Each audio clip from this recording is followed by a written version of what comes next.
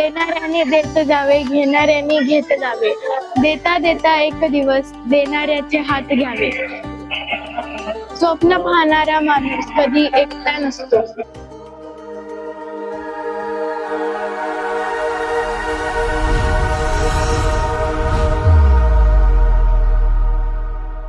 किती छान स्वागत कमान आहे. ही स्वागत कमान स्वागत करत आहे एका महान भाषेचं, महान संस्कृतीचं आणि तुम्हा आम्हासारख्या मराठी मनांचं. तर हे अखिल भारतीय मराठी साहित्य संमेलनाचे स्वागत अध्यक्ष आहेत.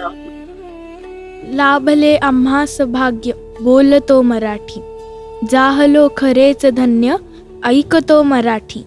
धर्म पंथ जात एक जाणतो मराठी, एवढ्या जगात माय मानतो मराठी. आमुच्या मनामनात दंगते मराठी, आमुच्या रगारगात रंगते मराठी. आमुच्या उराउरात स्पंदते मराठी, आमुच्या नसानसात नाचते मराठी. आमुच्या पिलापिलात जन्मते मराठी, आमुच्या लहानग्यात रांगते मराठी. आमुच्या मुलामुलीत खेळते मराठी, आमुच्या घराघरात वाढते मराठी. आमुच्या कुलाकुलात नांदते मराठी, येथल्या फुलाफुलात हासते मराठी. हे साताऱ्यातील ज्येष्ठ साहित्यिकांची नावं आहेत.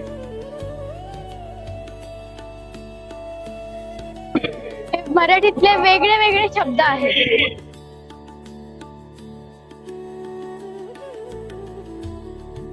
देणाऱ्याने देत जावे, घेणाऱ्याने घेत जावे. देता देता एक दिवस देणाऱ्याचे हात घ्यावे. स्वप्न पाहणारा माणूस कधी एकटा नसतो. येथल्या दिशा दिशात दाटते मराठी, येथल्या नगानगात गरजते मराठी. येथल्या दरी दरीत हिंडते मराठी, येथल्या वनावनात गुंजते मराठी. येथल्या तरुलतात साजते मराठी, येथल्या कळीकळीत लाजते मराठी.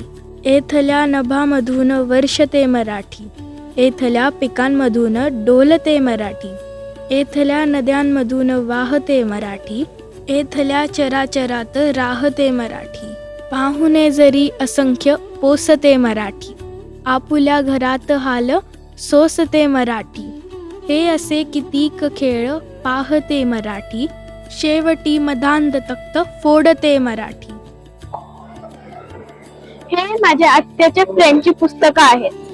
कोंदण आणि लेवाड परीस प्रकाशन मध्ये आहेत. तुम्ही पण या आणि नक्की या प्रकाशनाला भेट द्या. जग बदलून टाकणाऱ्या अवलियाचं पुस्तक आहे इलॉन मस्क. हे आहे चरित्र. चरित्र म्हणजे एखाद्या व्यक्तीने लिहिलेली दुसऱ्या व्यक्तीच्या जीवनाची कथा, आणि आत्मचरित्र म्हणजे एखाद्या व्यक्तीने लिहिलेली स्वतःच्या जीवनाची स्वतःहून कथा. मला पहिला प्रश्न पडला, साहित्य म्हणजे काय ग?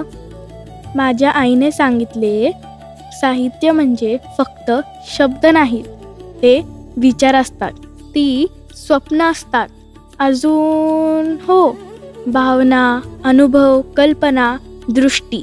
म्हणजेच आनंद, दुःख, प्रेरणा, कुतूहल सगळेच, आठवले सगळेच. सोप्या भाषेत कथा, कविता, कादंबरी, निबंध, नाटक, चरित्र आणि आत्मचरित्र.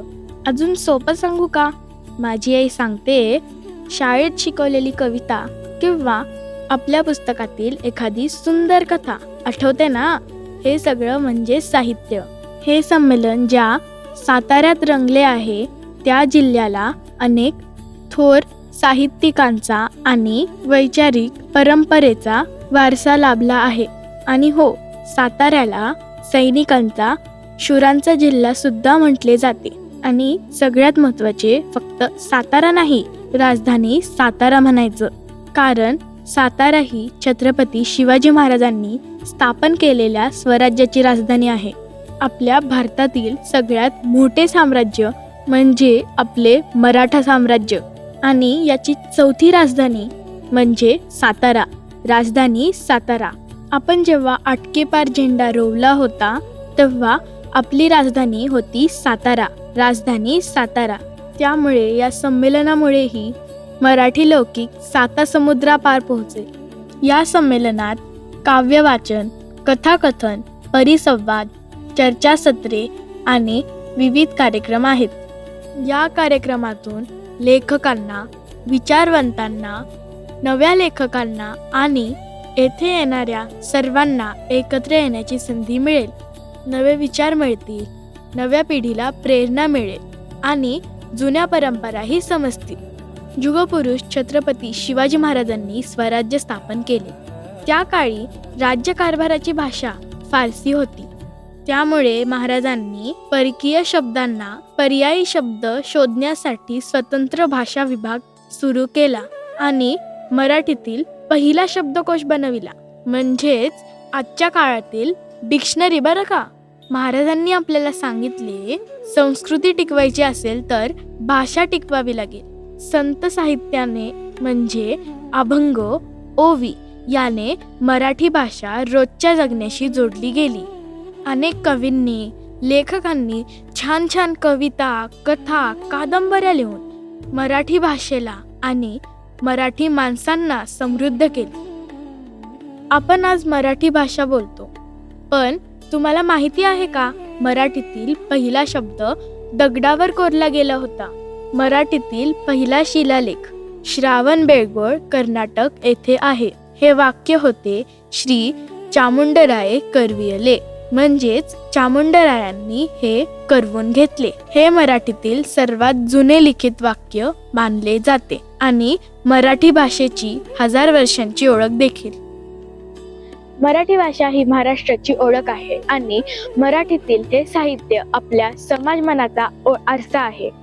सगळ्यात जुने लेखन म्हणजे ज्ञानेश्वर, तर त्याच्या अगोदरही विवेक सिंधू लिहिले गेले होते. त्याचे लेखक आहेत मुकुंदराज. 12व्या शतकात हे लिहिले गेले होते, म्हणजे आजपासून सुमारे 850 अधिक वर्षांपूर्वी. स्वातंत्र्यवीर सावरकर तर सगळ्यांनाच माहिती आहे, पण त्यांचे मराठी भाषेतील योगदान बऱ्याच जणांना माहित नसते. त्यांनी अनेक फारसी शब्दांना पर्याय मराठी शब्द दिले. दिनांक हा त्यांनीच तयार केला. पहिलं तारीख म्हणायचे. तारीख हा फारसी शब्द होता. दिन आणि अंक म्हणजेच दिनांक. आणि हो, मगाशी हे सांगायचंच राहिलं, क्रिकेट मधील अनेक शब्दही त्यांनीच दिले. निर्माता, दिग्दर्शक हा सुद्धा त्यांनीच दिला. बरं का, आता निवडणुका चालू आहेत. आपण ऐकतो ना, मुंबईच्या महापौर कोण होणार, पुण्यातील महापौर कोण होणार. यातील महापौर हा शब्द सुद्धा स्वातंत्र्यवीर सावरकर यांनीच दिला. साहित्य आपल्याला हसवते, रडवते, विचार करायला लावते आणि चांगला माणूस बनवते. गोष्ट असो, कविता असो किंवा एखादं सुंदर पुस्तक असो, त्याच्याशी छान मैत्री करा. आपण पुन्हा भेटूया नवीन भागात नवीन आवाजाला. तोपर्यंत ऐका रे आपला विचार, आपला आवाज. आणि हो, लाईक, कमेंट, शेअर करा आणि सगळ्यात महत्वाचं सबस्क्राईब करून कायम आमच्या सोबत राहा. तोपर्यंत जय शिवराय. बाकी काय आहे, माझ्या पुस्तकाबद्दल वगैरे काय माहिती आहे? वॉशिंग्टन डायरी कोणतं? हा, वॉशिंग्टन डायरी. तुम्हाला तांदळे सर माहिती आहे? Yes yes. कशा तुमची ओळख आहे त्याची? पॉडकास्ट घेणारे सरांना. हो का, तुम्ही घेणार आहात?